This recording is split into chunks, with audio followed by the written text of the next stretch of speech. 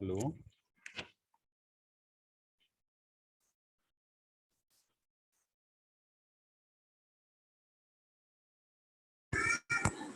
Hello class, good morning.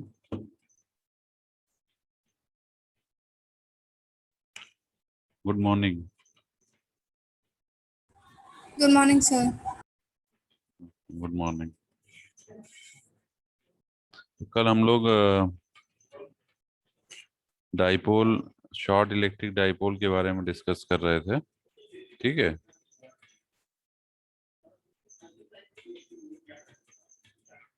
तो आज हम लोग इसी को कंटिन्यू करेंगे। वेट करिएगा। Okay sir.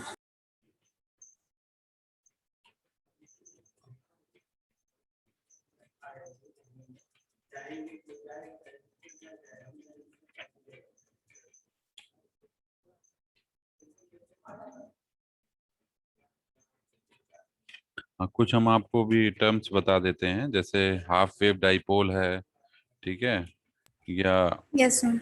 हर्ट्जियन डाइपोल है। तो सब में आपको मतलब ये डिफरेंट डिफरेंट टाइप के डाइपोल्स हैं, तो इसमें आपको क्या क्या मतलब रेजिस्टेंस की वैल्यू क्या है या पावर की वैल्यू क्या है, क्योंकि ये पेपर में काफ़ी बार एग्जाम में क्वेश्चंस आ जाते हैं। ठीक है, तो हम डिफरेंट यस डिफरेंट सर। एक मिनट डाइपोल्स के लिए आपको बता देते हैं क्या क्या वैल्यूज होती हैं, क्योंकि अगर क्वेश्चन आता है पर्टिकुलर किसी डाइपोल के लिए तो आपको ये पता होना चाहिए कि हमें किस फॉर्मूले को यूज करना है। ठीक है, यस सर। हाँ, तो ये मैं एक मिनट रुकिएगा, जरा एक फाइल शेयर कर रहा हूँ। ये दिख रहा है आप लोग को? देखिए, क्लियर है? ये सर सभी को स्क्रीन दिख रहा नहीं आ रही है। है? स्क्रीन नहीं आ रही है? अच्छा, एक मिनट। अच्छा, ये अभी दिख रहा है बेटा? Yes sir. यस। ठीक है, तो मैं कुछ आपको जो डाइपोल्स, हमारे जो पॉपुलर डाइपोल्स एंटीनाज हैं, ठीक है, उनके कुछ हम आपको पहले पैरामीटर्स हाँ, पैरामीटर्स वैल्यू बता देते हैं, क्योंकि वो उस पर न्यूमेरिकल आ जाते हैं मोस्ट ऑफ द टाइम। ठीक है, जैसे हर्ट्जियन डाइपोल है, ठीक है, हाफ वेव डाइपोल है, ठीक है, उसके बाद आपका जो है क्वार्टर वेव मोनोपोल है। तो ये सब जो है आपको पता होने चाहिए इनके लिए क्या क्या वैल्यूज होती हैं। तो इसलिए मैं आपको पहले बता दे रहा हूँ। देखिए, जैसे स्टार्ट करते हैं हम हर्ट्जियन डाइपोल से। We start with the Hertzian dipole. Clear? एक मिनट, मैं इसमें नेक्स्ट पेज करता हूँ।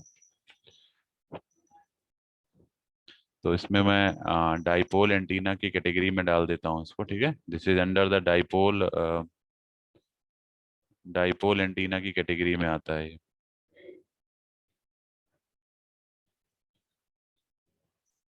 ठीक है, तो डाइपोल एंटीना में जैसे आपका सबसे पहले मान लीजिए हमारे पास जो है हर्ट्जियन डाइपोल की मैं बात कर रहा हूँ। हर्ट्जियन डाइपोल, ठीक है, तो जो हर्ट्जियन डाइपोल होता है, ठीक है, इसके इसकी पहले पे हमने डेफिनेशन बताई है आपको। ठीक है, आप लिखना चाहें तो लिख सकते हैं। Hertzian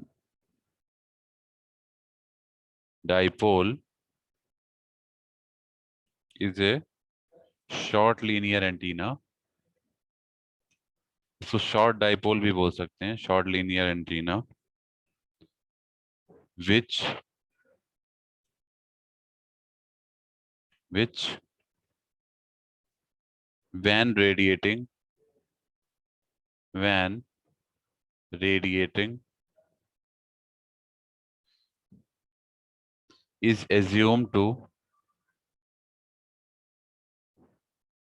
is assumed to be carry assumed to carry constant current along its length. Constant current along its length. ठीक है, along its length. ये बहुत इंपॉर्टेंट है हर्ट्जियन डाइपोल बेसिकली। इसको हम बेसिकली शॉर्ट लीनियर एंटीना भी बोलते हैं। ठीक है, क्लियर। एक शॉर्ट लीनियर एंटीना होता है ये, जो कि कैरी करता है constant current along it's antenna length. Clear. और इसको अगर हम पॉइंट और इसमें मेंशन कर लीजिए, it is an infinitesimal current infinitesimal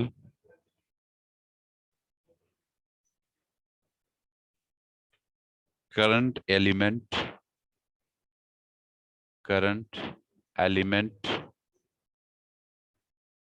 that is ideal। ठीक है, ये उसी लेंथ पे हम एक स्मॉल पार्ट लेते हैं लेंथ का, दैट इज डीएल। उस पे हमारी जो करंट फ्लो करेगी infinitesimal current element, that will be ideal, which exactly does not exist in real life। क्योंकि एक शॉर्ट लीनियर एंटीना है, तो जो लेंथ होगी हमारी वो भी एक शॉर्ट ही होगी इसमें। ठीक है, तो in real life it is not exist basically. ठीक है, अब ये हमने एक्चुअली इसका डेरिवेशन आपको पीछे कराया हुआ है हर्ट्जियन डाइपोल के लिए। अभी जब मैं थर्ड यूनिट पढ़ा रहा था तब मैंने इसमें रेडिएशन रेजिस्टेंस की वैल्यू निकलवाई थी आप लोग को, इवन पावर भी निकलवाया था। ठीक है, तो मैं अभी फॉर्मूला बता दे रहा हूँ इसमें, तो लिख लीजिएगा आप लोग। As Hertzian dipole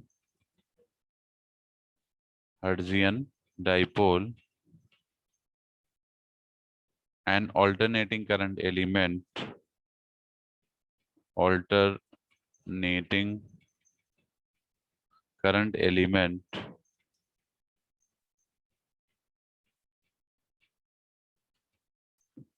virtually means the same। virtually मतलब दोनों की मीनिंग सेम है, चाहे आप अल्टरनेटिंग करंट एलिमेंट की बात करें चाहे आप हर्ट्जियन डाइपोल की बात करें। ठीक है, means the same. So the radiated power and radiated resistance R given by, ये आपको फॉर्मूला जो मैं बताने जा रहा हूँ ये आपको याद रखना है। रेडिएटेड पावर, इस पे मैं न्यूमेरिकल भी कराया हूँ आपको पीछे। ठीक है, हर्ट्जियन डाइपोल एक्चुअली ये जनरल शॉर्ट लीनियर एंटीना होता है। ठीक है, this is a just general short linear antenna. ठीक है, तो जब भी कभी शॉर्ट एंटीना पे बेस इस तरह से क्वेश्चन आते हैं तो आपको ये फॉर्मूला यूज करना है। ठीक है, जनरल में। तो this is your radiation resistance that is given by, we see the radiation resistance basically। clear।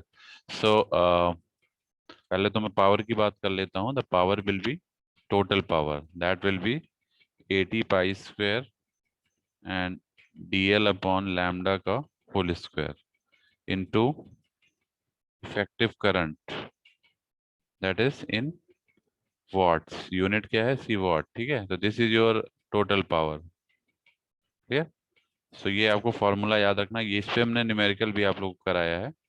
बहुत इंपॉर्टेंट रिलेशन है ये। ठीक है, this is very important relation for a short linear antenna।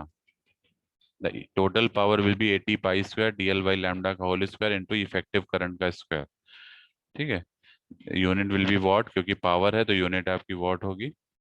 ठीक है, इसके बाद जो नेक्स्ट आता है हमारा, दैट इज रेडिएशन रेजिस्टेंस।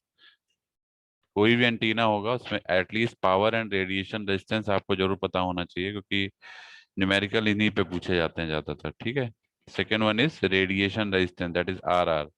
सो बोलते हैं रेडिएशन रेजिस्टेंस, ठीक है, दैट इज आर आर। इसकी वैल्यू क्या है? 80 pi square dl upon lambda का होल स्क्वायर। ठीक है, अब रेडिएशन रेजिस्टेंस निकालना है तो आपको सिंपल सी बात है, क्योंकि P is equal to I square R होता है, तो ये वाला टर्म आपका आर हो जाएगा। ठीक है, अगर आप देखें तो पावर अगर आप याद रखते हैं तो आपको रेडिएशन रेजिस्टेंस याद रखने की जरूरत नहीं है, क्योंकि P is equal to I square R होता है, तो ये वाला जो टर्म है ये आर हो जाएगा आपका। ठीक है, क्योंकि ये आई स्क्वायर हो गया, ये आर हो जाएगा, तो this is your radiation resistance.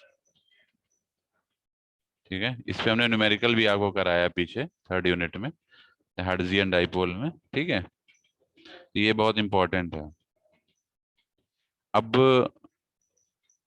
यहाँ तक नोट कर लिया सभी ने? सो नोट कर लिया कीजिए आप लोग भी, क्योंकि न्यूमेरिकल पॉइंट ऑफ व्यू से ये सब चीजें इंपॉर्टेंट है जो मैं आपको बता रहा हूँ। ठीक है, इवन आपके जो कॉम्पिटेटिव एग्जाम्स होते हैं उसमें भी डायरेक्टली क्वेश्चंस आ जाते हैं, किसी भी पर्टिकुलर एंटीना के लिए पूछ लेगा आपको, अगर फार्मूला याद है तो आप डायरेक्टली अप्लाई कर सकते हो। ठीक है, now different current distributions in linear antennas, different current distributions in linear antennas। जो शॉर्ट लीनियर एंटीनाज हैं उसमें जो करंट डिस्ट्रीब्यूशन है उसकी मैं बात कर रहा हूँ। Different current distribution in linear antennas. ठीक है, तो there are four types of current distribution. ठीक है, तो there are four types of possible current distribution, current distributions. ठीक है, पहला आपका है, जो पहला करंट डिस्ट्रीब्यूशन है, constant current along its length, constant current along its length. ठीक है, this is your first current distribution, it is constant current along its length. इस केस में आपका अभी हमने बताया था, this is valid for Hertzian dipole, this is valid for Hertzian dipole, क्योंकि हर्ट्जियन डाइपोल में हमने बताया था एक शॉर्ट लीनियर एंटीना होती है। ठीक है, तो this is valid for Hertzian dipole. ठीक है, जो सेकंड है आपका, सेकंड जो आपका पार्ट है, that is triangular current distribution, triangular current distribution. ठीक है, ट्रायंगुलर करंट डिस्ट्रीब्यूशन, ये किसके लिए वैलिड होता है? This is valid for short dipole and monopole. ये जितने भी करंट डिस्ट्रीब्यूशन है ये किसी ना किसी पर्टिकुलर एंटीना से, शॉर्ट लीनियर एंटीना से मैप्ड है। तो जैसे आपका ट्रायंगुलर करंट डिस्ट्रीब्यूशन है, किसमें वैलिड होता है? This is valid in short dipole and monopole, short dipole and monopole.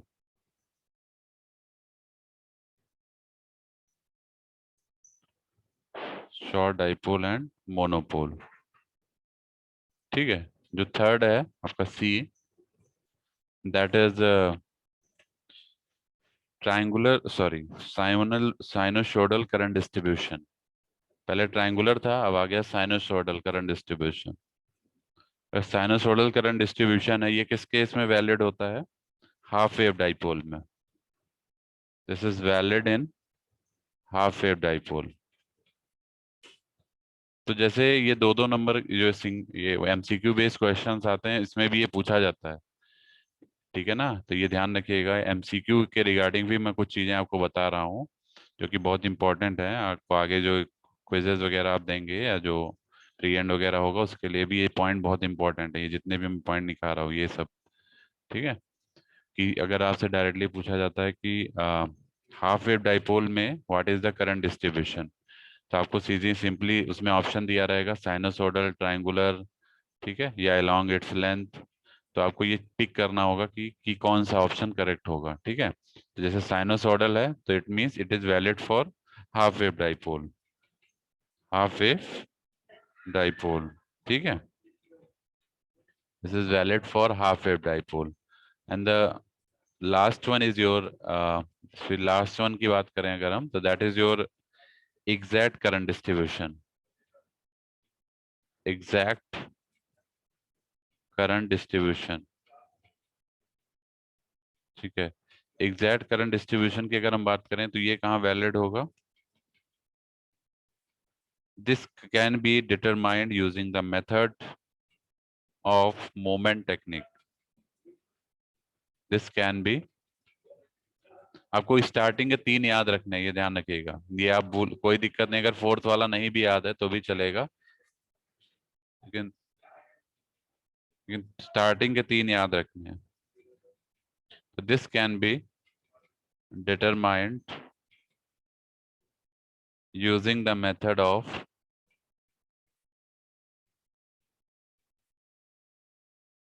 using the method of moment techniques, moment technique, ठीक है। तो ये चीज आपको देखना, ये वाला अगर आप छोड़ भी देंगे तो चलेगा, क्योंकि ये अभी exact current distribution exactly not possible है, ठीक है, कि एग्जैक्ट हमारा करंट डिस्ट्रीब्यूशन हम किसी एंटीना के लिए फाइंड कर सकें। बट ये जो स्टार्टिंग के 3 है, जैसे पहला वाला हर्ट्जियन डाइपोल के लिए हमारा constant current along its length है, ये करंट डिस्ट्रीब्यूशन होता है। सेकेंड वाला जैसे ट्रायंगुलर करंट डिस्ट्रीब्यूशन है, तो ये हमारा शॉर्ट डाइपोल एंड मोनोपोल के केस में होता है। थर्ड वाला साइनसोइडल है, that is valid in half wave dipole. ये आपको याद रखना पड़ेगा, ठीक है। यहाँ तक क्लियर हो गया सभी को? अब हम लोग बात करते हैं कि अगर हम हाफ वेव डाइपोल की बात करते हैं, we talk about the half wave dipole, clear. Half wave dipole is another important dipole antenna, clear. So जैसे भी हमने हर्ट्जियन की बात की थी पीछे, similarly we will talk about now half wave dipole, half wave dipole. This is another very important antenna category, जिस पे ही बहुत क्वेश्चन आते हैं हाफ वेव डाइपोल पे भी, ठीक है। ये ध्यान रखना है आपको, this is another very important category. तो हाफ वेव डाइपोल जो होता है आपका, ये क्या होता है बेसिकली? इसमें वैसे तो इसका डेरिवेशन पार्ट भी है, लेकिन हम डेरिवेशन पे अभी फोकस नहीं कर रहे हैं। अभी हम आपको केवल फॉर्मूले बता दे रहे हैं, क्योंकि न्यूमेरिकल हमको करने होंगे तो उसमें हमें हेल्प मिलेगी, ठीक है। तो इसका मैं डायग्राम आपको बनवा देता हूँ, जो हाफ वेव डाइपोल में हमारा डायग्राम बनेगा।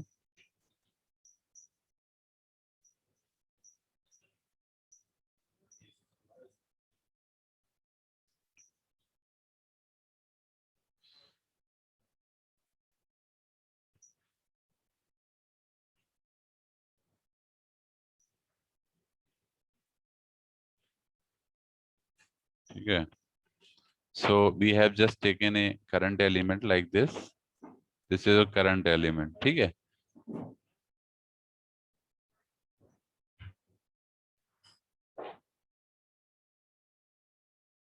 This is your current element which is having a theta angle, या यहाँ से जो हमारा ये लेंथ है that is making an angle theta. This is your distance. So actually जब हम डेरिवेशन करते हैं तो उसमें ये टर्म्स हमारे यूज होंगे, ठीक है। लेकिन अभी फिलहाल मैं डेरिवेशन पार्ट पे नहीं जा रहा हूँ इसमें, ठीक है। दिस इज योर, क्योंकि डेरिवेशन इसका बहुत लेंदी भी है और टाइम कंज्यूम होगा और 1 घंटे में हो भी नहीं पाएगा। सो अभी मैं आपको केवल फार्मूले बता दे रहा हूँ इसके, और मोस्ट प्रोबेबली डेरिवेशन पूछा भी नहीं जाएगा, ठीक है, क्योंकि derivation is very lengthy. Diagram आप लोग को पता होना चाहिए, तो डायग्राम इसलिए मैं बनवा दे रहा हूँ, ठीक है। So this is exactly the dipole. This figure represent the dipole. ठीक है, in case of half wave, clear. So radiation power की अगर मैं बात करूं, radiated power, जो पहला पैरामीटर है इसमें, दैट इज रेडिएटेड पावर। ठीक है, तो वो बाई हाफ वेव डाइपोल कितनी होगी? हाफ वेव डाइपोल, जो रेडिएटेड पावर होगी हमारी, that will be the total power, that is 73.0 into I effective square. ये हमने पीछे भी जब आपको थर्ड यूनिट में कराया था तो हमने बताया था इसकी पावर, इसकी रेडिएशन रेजिस्टेंस फिक्स होती है, जैसे 73 ओम। क्लियर? तो ये हमने आपको पीछे भी बताया था, आपको याद होगा, हमने जब पीछे क्वेश्चन कराया था तो बताया था कि हाफ वेव डाइपोल में जो हमारा रेडिएशन रेजिस्टेंस है फिक्स होता है। ठीक है, ये आपका रेडिएशन रेजिस्टेंस है, क्योंकि P is equal to I square R होता है, तो ये आर की वैल्यू है। ठीक है, एंड रेडिएशन रेजिस्टेंस की अगर हम बात करें, रेडिएशन रेजिस्टेंस, तो हमारा जो रेडिएशन रेजिस्टेंस है, that will be what? For half wave dipole it will be R R is equal to 73 ohm. तो अगर आप पावर याद रखते हैं तो आपको ये याद रखने में कोई दिक्कत नहीं आएगी। ठीक है, तो ये और ये दोनों फार्मूल मतलब आपको याद रखना है कि अगर हाफ वेव डाइपोल पूछा जाता है तो आपको पता होना चाहिए टोटल पावर जो होती है उसमें 73 इंटू आई आई करंट का स्क्वायर होता है। ये जो इफेक्टिव करंट है, ठीक है, this is your effective current. Clear? ये आपको याद रखना है, दैट इज योर एक तरह से कह सकते हैं आरएमएस करंट है। ठीक है, I R M S square into R होता है, this is your R M S current, that's why it is called effective current. ठीक है, क्लियर? इस तरह से आपको याद रखना है ये। तो ये हमारा हाफ वेव डाइपोल हो गया। इसके बाद आता है क्वार्टर वेव मोनोपोल। क्या आता है? थर्ड जो हमारा एंटीना है, that is quarter wave monopole. तो क्योंकि ये सब आप जो हम इसलिए बता दे रहे हैं क्योंकि इस पे न्यूमेरिकल आएंगे और कभी पर्टिकुलर एंटीना से पूछ लेगा तो आप लोग को फिर दिक्कत होगी, कंफ्यूजन आपको होगा कि हर्ट्जियन डाइपोल है तो इसमें क्या रखना है फॉर्मूला, क्वार्टर वेव डाइपोल है तो क्या रखना है, मोनोपोल है तो क्या रखना है, हाफ वेव है तो क्या रखना है। इसलिए ये चीज आपको पता होनी बहुत जरूरी है। ठीक है, थर्ड वन है आपका quarter wave monopole. Quarter wave monopole, ठीक है, क्वार्टर वेव मोनोपोल, ये हमारा नेक्स्ट है। अगर हम क्वार्टर वेव मोनोपोल की बात करें, ठीक है, तो इसमें जो हमारी रेडिएटेड पावर होती है,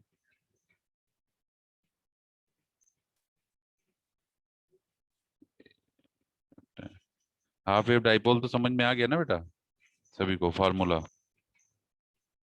क्वार्टर वेव मोनोपोल में हमने आपको बताया था पीछे, एक रिफ्लेक्टेड सरफेस होती है बीच में। ठीक है, तो अगर डायग्राम की हम बात करें,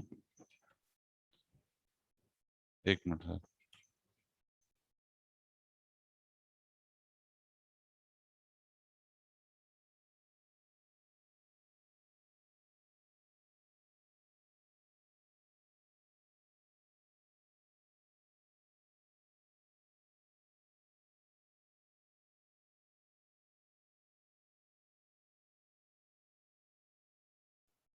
ओके, हेलो। हाँ, तो मैं ये बता रहा था कि क्वार्टर वेव मोनोपोल की हम बात कर रहे हैं। ठीक है, तो इसमें जो डायग्राम है, पहले बात तो ये ध्यान रखिएगा कि हमारे पास रिफ्लेक्टेड सरफेस होती है, जैसे हाफ वेव डाइपोल में और इसमें यही एक सबसे बड़ा डिफरेंस है क्वार्टर वेव मोनोपोल में और इसमें, कि इसमें आपकी एक रिफ्लेक्टेड सरफेस होती है। ठीक है, तो जैसे डायग्राम की अगर हम बात करें तो आप देखेंगे ये, this is your reflected surface.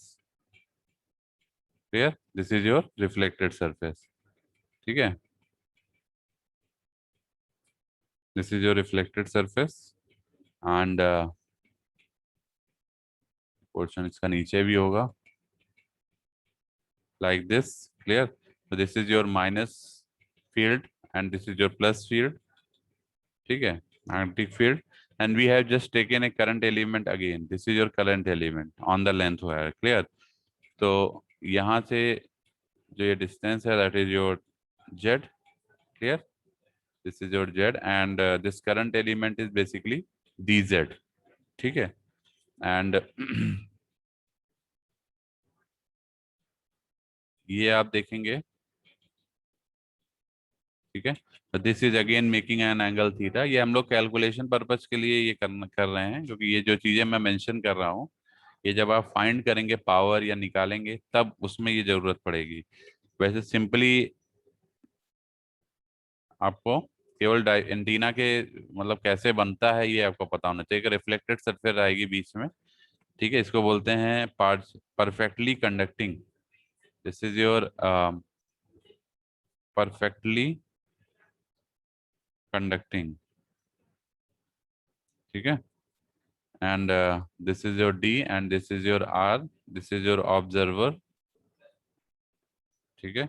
And this is your, at least आपको डायग्राम जरूर पता होना चाहिए। अगर डायग्राम पूछ मतलब अगर आपसे कभी भी ये टाइप एंटीना पर्टिकुलरली पूछा जाता है तो आपको डाइप इसके बारे में इतनी चीजें पता होनी चाहिए। इस डायग्राम आपको मालूम होना चाहिए, इसके रेडिएशन रेजिस्टेंस वगैरह मालूम होने चाहिए। तो ये जो फिगर है बेसिकली ये क्या रिप्रेजेंट कर रहा है, this is monopole with current distribution. Monopole with current distribution, monopole with current distribution, ठीक है। तो इस केस में अगर हम रेडिएटेड पावर की बात करें, if you talk about the radiated power in quarter wave monopole, ठीक है, क्वार्टर का मतलब ये होता है λ/4, ठीक है। तो इसको अगर आप सॉल्व वॉल्व करेंगे तो आपको रेडियो मिलेगी वैल्यू, मैं डायरेक्ट बता देता हूँ। So you will get radiated power of quarter wave monopole,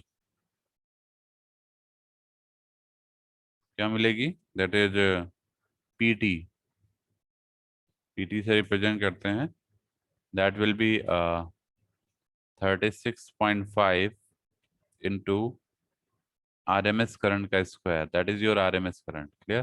so this is your total power, या you can say the effective radiated power. ये रेडिएटेड टोटल पावर है जो कि आपको मिल रही है, ठीक है, थ्रू क्वार्टर वेव मोनोपोल। तो जब भी क्वार्टर वेव मोनोपोल पूछा जाएगा तो आपको यही पावर यूज करनी है, ठीक है। करंट मान लीजिए आपको RMS करंट दी है तो आप डायरेक्टली इसको निकाल सकते हैं। अगर RMS करंट नहीं दी है, मैक्सिमम करंट दिया है, तो आपको सिंपली IRMS निकालने के लिए Im/√2 कर देना होगा। मीन्स अगर ये मैक्सिमम करंट दिया है और आपको इफेक्टिव करंट निकालना है, इसी को हम इफेक्टिव करंट भी बोलते हैं, RMS करंट को, तो आप सिंपली √2 से डिवाइड कर दीजिए, ठीक है, तो आपको मिल जाएगा। Similarly if you find radiation resistance, ये रेडिएशन पावर है, रेडिएशन रेजिस्टेंस क्या होगा इसमें, हु विल टेल, बताइए, what will be the radiation resistance, that will B RR। इसकी वैल्यू कितनी होती है, 35.6 ओम, क्योंकि यही हो जाएगा, this is your radiation resistance, ठीक है। I² R होता है, this is your radiation resistance. Getting clear है सभी को, क्लियर है ये सभी को। Yes sir. ठीक है, तो ये कुछ फार्मूले हैं जो आपको 100% मतलब ये याद होने चाहिए, क्योंकि ये पेपर में आते हैं। मैं बता रहा हूँ ये स्पेशल, ये जो जितने भी डाइपोल एंटीना मैं बता रहा हूँ आपको अभी, ठीक है, ये कई बार पेपर में पूछा गया है। जैसे हाफ वेव डाइपोल हो गया, ठीक है, हर्ट्जियन डाइपोल हो गया, तो सबके टोटल पावर और रेडिएशन रेजिस्टेंस आपको पता होने चाहिए। तो न्यूमेरिकल आप तभी प्रॉपरली कर पाएंगे, अदरवाइज कंफ्यूजन में गड़बड़ हो जाएगा। पता चला क्वार्टर वेव का पूछा गया है, आप उसमें हर्ट्जियन डाइपोल लगा के सॉल्व कर रहे हैं, तो वहां पे आंसर गलत आ जाएगा, ठीक है। तो ये चीज ध्यान रखिएगा, जो भी पर्टिकुलरली एंटीना है उसके लिए डिफाइंड वैल्यूज हैं वो आपको पता होनी चाहिए, ठीक है। और इसका जो इसमें तो प्रूफ भी अगर हम इसका करवा सकते हैं, इसमें अगर हम चाहें तो इसका प्रूफ भी करवा सकते हैं, आपको मैं करवा दे रहा हूँ, छोटा प्रूफ है इसका। हाफ वेव डाइपोल में तो थोड़ा लेंदी है, इसके इसमें इतना लेंदी नहीं है, इसमें मैं आपको करवा सकता हूँ, ठीक है। तो आप सीधे स्टार्ट करेंगे एवरेज पावर से, वी नो दैट, मैं इसका प्रूफ करवा देता हूँ, ठीक है। The average power, that is PAV. PAV means average power, ठीक है। इन हाफ वेव डाइपोल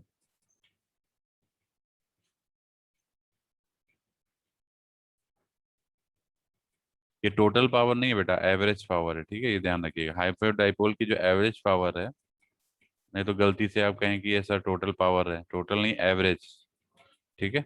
जब हम इंटेंसिटी निकाल वो एफिशिएंसी निकालते हैं तो total power upon average power करते हैं, तो this is your average power, ठीक है। दैट इज ईटा नॉट, हम यहीं से स्टार्ट करेंगे, ठीक है ना, इसी इक्वेशन को लेके हम स्टार्ट करेंगे। Eta not upon, sorry, eta not Im² upon 8 pi into R², ठीक है, ब्रेकेट में cos² π/2 cos theta upon sin² theta.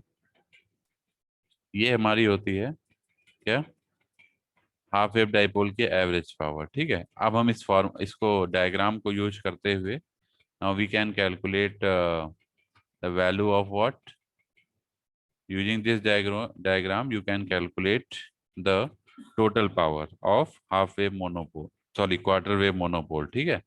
सो इस फॉर्मूले को आपको याद रखना है, इसके बाद आपको कुछ नहीं, इसमें लिमिट लगानी है, उसको सॉल्व कर देना है, ठीक है, फॉर स्फेरिकल कोऑर्डिनेट। तो देखिए इसके बाद नेक्स्ट लाइन से, as the monopole is fed with a perfectly conducting plane, perfectly conducting plane at one end, जो बीच में हमने भी कंडक्टिंग प्लेन लगाया है उसी की बात करें, at one end, so it radiates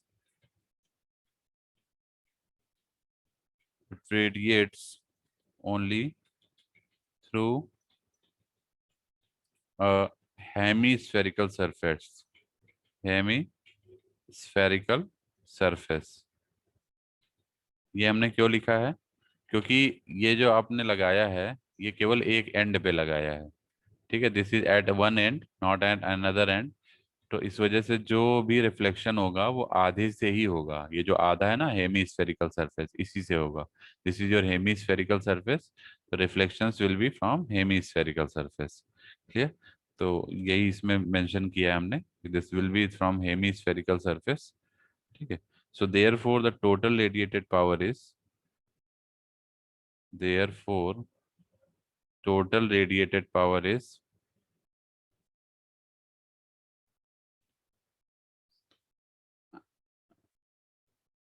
अभी आप लोग का एक हम सरप्राइज भी लेंगे, ठीक है, आज ही। सभी लोग सुन रहे हैं, सरप्राइज भी आपका एक होगा अभी सब्जेक्टिव, ठीक है। तो वो हम आपको इसी क्लास ड्यूरेशन में असाइन करेंगे बिफोर 10 मिनट्स, क्लियर है बेटा। Yes sir. हाँ, तो वो भी मैं असाइन करूंगा, बहुत सिंपल सिंपल से क्वेश्चंस हैं जो हमने आपको कुछ कराए हैं, ठीक है, उसी पे बेस्ड है। तो अभी जैसे ही ये हम आपको बताएंगे कितने बजे क्या असाइन करेंगे, टाइमिंग वगैरह, ठीक है। तो जो टोटल पावर है दैट इज, जो अभी पिछली यूनिट हमारी हुई है थर्ड यूनिट, उसी से क्वेश्चंस हैं, ठीक है, basic basic question. So total power is equal to, even अभी आज का लेक्चर अगर आप ले रहे हैं तो ये भी आपको कहीं ना कहीं फायदा देगा, जो अभी आपने लेक्चर लिया है ये वाला, इससे भी आपको काफ़ी हेल्प मिलेगी, ठीक है। जो हमने ये सब फार्मूले वगैरह या कुछ बताए हैं आपको बहुत हेल्प मिलेगी उससे सॉल्व करने में, ठीक है। So total power will be integration of average power with respect to surface, clear. तो सरफेस इंटीग्रेशन आप करेंगे एवरेज पावर का यहाँ पे, ठीक है, फॉर हेमी स्फेरिकल सरफेस, ठीक है। तो यह हो जाएगा, एवरेज पावर आपको पता है I0 Im² अपॉन 8 पाई R², और जो लिमिट लगेगी that is will be 0 to π/2। 0 to π/2 हम क्यों ले रहे हैं, क्योंकि थीटा जनरली 0 से पाई होता है, लेकिन हमने चूंकि हाफ स्फेरिकल सरफेस लिया है, हेमी स्फेरिकल सरफेस, तो इसलिए हम 0 to π/2 लेंगे, ठीक है। 0 to π/2 cos² π/2 cos theta upon sine square theta, ठीक है, into 2πr² sine theta D theta, ठीक है। बेसिकली थीटा कोऑर्डिनेट में हम लोग देख रहे हैं स्फेरिकल कोऑर्डिनेट के, ठीक है, क्योंकि अभी आप देख रहे थे डायग्राम में दिस एंगल वाज थीटा, ठीक है। तो हम इसी के लिए हमने जो है टोटल पावर अपनी कैलकुलेट कर रहे हैं, ठीक है। तो now if you solve this again, this will give you eta not Im² by 4π 0 to π/2 cos square, इसको सॉल्व करना पड़ेगा आपको, ठीक है, π/2 cos theta upon sine square theta. ये जो 2πr² है, इससे हमने इसको इसको 8πr² को कैंसिल आउट किया है, देख सकते हैं। ये 2 4 8 हो गया है, पाई से पाई आपका कैंसिल हो गया है, और r² से r² कैंसिल हो गया है, ठीक है। इस टर्म्स हमारे कैंसिल आउट हो गए हैं, ठीक है, क्लियर। इस तरह से बाकी यहाँ तो समझ में आ रहा है सभी को।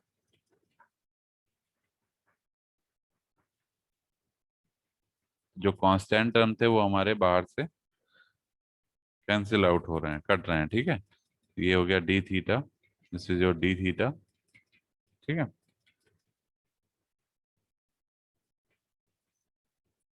नाउ इसका आप इसको सॉल्व जब करेंगे, बाई सॉल्विंग, तो सॉल्व करने के बाद जो आपका रिजल्ट आएगा, you will get a result, ठीक है। इसका जो इंटीग्रेशन का सॉल्विंग मेथड, इससे सॉल्व करेंगे, you will get the result of PT। हाँ, एक चीज़ और ध्यान रखिएगा, ये साइन थीटा से स्क्वायर भी कैंसिल होगा, तो नीचे केवल साइन थीटा बचेगा, ये यहाँ पे साइन थीटा केवल रहेगा, this will be only sine theta, क्योंकि ये साइन स्क्वायर से साइन थीटा कैंसिल हो जाएगा। तो जो टोटल पावर मिलेगी आपको, that will be eta not Im² upon 4π into, ये पूरा टर्म सॉल्व होने के बाद आपको देगा वैल्यू 0.609, 0.609 ये वैल्यू आपको देगा। This will be the total power, ठीक है। That will give you result of 18.27 into maximum current का स्क्वायर। जब ये वैल्यूज आप रख के सॉल्व कर लेंगे, ठीक है। Now you know that Im जो होता है वो √2/I इफेक्टिव होता है, means IRMS is equal to क्या होता है, Im/√2। I effective is your IRMS, ये हमेशा ध्यान रखिएगा। इफेक्टिव करंट ही आपकी RMS करंट है, ठीक है। बल्कि मैं इसको, ये ध्यान रखिएगा, मैं यहाँ लिख भी दे रहा हूँ, your effective current is your RMS current, तो इसमें कंफ्यूजन मत होइए, ठीक है, ठीक है। तो ये हो गया Im is equal to √2/I effective. So your, अगर आप यहाँ पे Im की जगह ये रखते हैं, तो आपको जो टोटल पावर है in terms of effective current मिल जाएगी, that will be 36.54 into I effective का स्क्वायर, ठीक है, वॉट्स में। यही हमने अभी स्टार्टिंग में लिखा था, अगर आप देखेंगे डेरिवेशन कराने से पहले हमने यही लिखा था, total power is this, clear, 36.5 effective square. तो ये इसका डेरिवेशन हो गया, ठीक है, क्वार्टर वेव मोनोपोल का, जो कि डेरिवेशन छोटा था, हमने करा दिया आपको। एंड रेडिएशन रेजिस्टेंस निकालना है, तो आप डायरेक्टली यहाँ से निकाल सकते हैं, P is equal to I²R होता है, ठीक है। अगर रेडिएशन रेजिस्टेंस की बात करेंगे,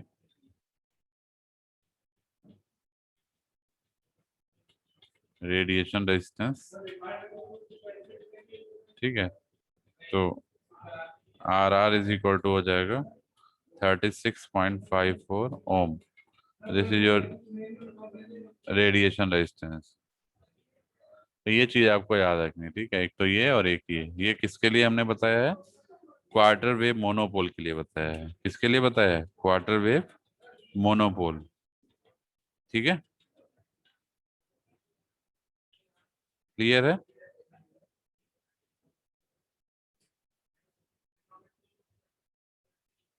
हेलो, Yes, sir. यहाँ तक क्लियर है फॉर्मूले सभी को? Yes, sir. ठीक है, तो ये बहुत इंपॉर्टेंट इंपॉर्टेंट टर्म्स हैं, तो इसलिए मैंने बता दिया है आपको। ठीक है, ये आपको याद भी रखना है। ये फार्मूले स्पेशली याद रखने हैं, क्योंकि फार्मूले नहीं याद होंगे तो दिक्कत होगी। ठीक है, इसके बाद जो नेक्स्ट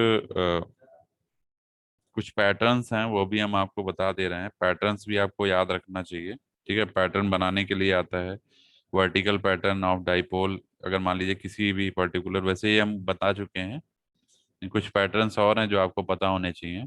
ठीक है, जैसे इसको फील्ड पैटर्न्स भी बोलते हैं। क्या बोलते हैं? Field pattern. ठीक है, तो कुछ डिफरेंट डिफरेंट फील्ड पैटर्न्स हैं, हम आपको बता देते हैं। पीछे हमने बताया था कुछ, दो तीन एक दो बताए थे, लेकिन और भी हम आपको बता दे रहे हैं। जैसे पहला फील्ड पैटर्न है horizontal patterns of dipole of length 2n 2h। Horizontal pattern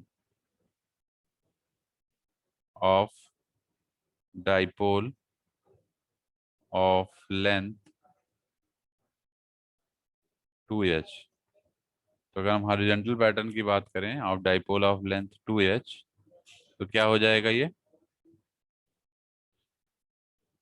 सभी लोग अपनी अटेंडेंस मार्क कर दीजिए जरा सा, जितने भी लोग प्रेजेंट हैं अभी इस समय। मीटिंग टाइम 1 मिनट से कम बचा है, दोबारा ज्वाइन करना पड़ेगा आपको। सभी लोग अपनी अटेंडेंस मार्क कर दीजिए, इसमें टिक कर दीजिए। अभी हालांकि मैं अटेंडेंस लूंगा आप लोग की अभी।